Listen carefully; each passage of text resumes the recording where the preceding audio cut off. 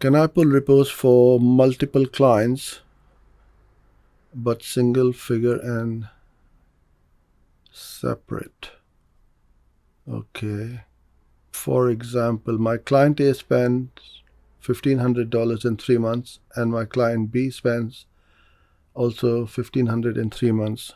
Now what I want in is a report which has client A total spend and client B as well. So I guess this is for your internal use. If you want to have multiple clients on the same Excel spreadsheet, so there's no reason why you can't just put them up in a spreadsheet. I don't see any problems with that. You can do that manually. I'm not sure if you're asking me if it can be automated.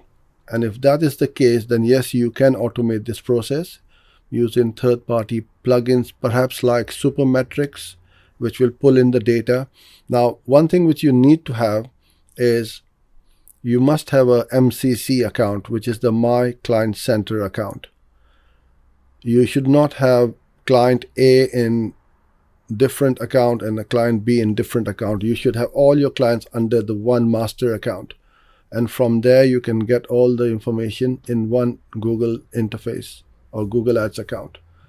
And I have a feeling that you are not using the Google Ads MCC account.